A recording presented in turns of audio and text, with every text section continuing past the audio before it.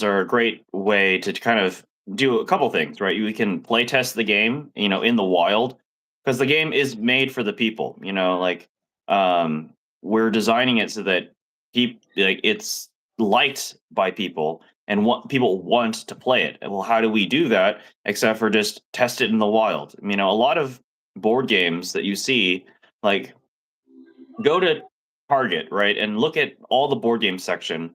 When have you ever seen any of those games played in public? When have you ever seen any of those games tested out in the wild? You probably haven't, and the that's how we're demonstrating that, hey, we're trying to make this game very differently than any other board game that people have seen ever before, right?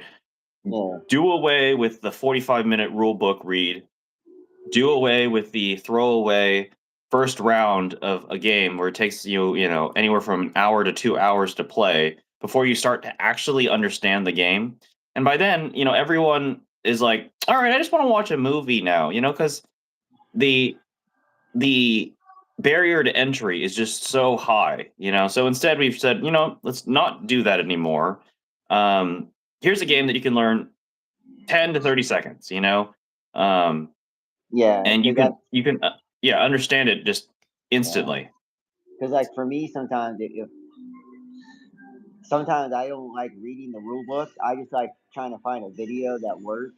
But then Yeah, sometimes I can't find the right YouTube video for the game, or I find one, but then by that time I'm like, what am I doing? Why am I even trying to play this game when I'm already hours into it trying to find something that works? I'll just yeah, return the that's game or I'll donate it to someone else.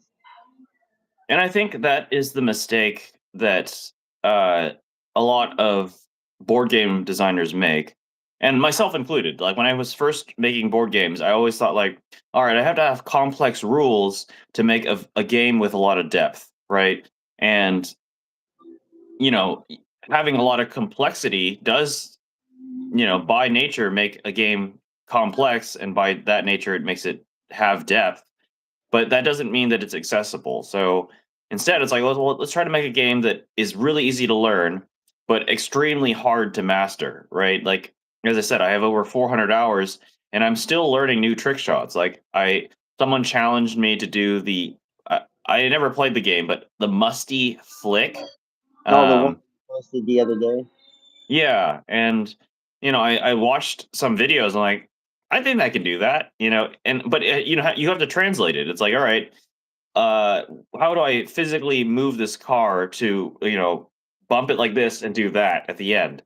So um, and it worked. Like that was the crazy part. It's like, holy crap! You can pop the ball over walls now. It's like I gotta master that now. That's sick.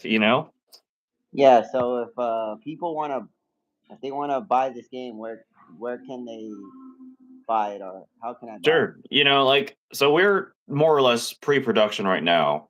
Doesn't mean that we don't want stunter stadiums out in the wild. So if you're interested, feel free to find us on Instagram or TikTok. It's Stunterverse.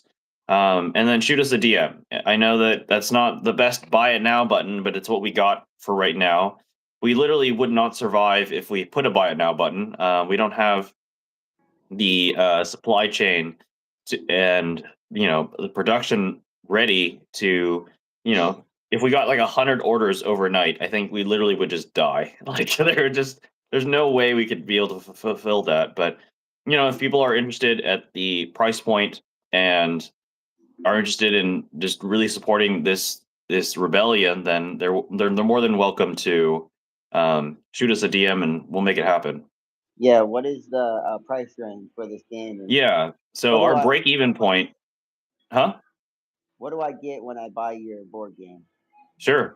So the price point is it's on the price of your side. It's $150, but that's everything included, so long as you're in the US.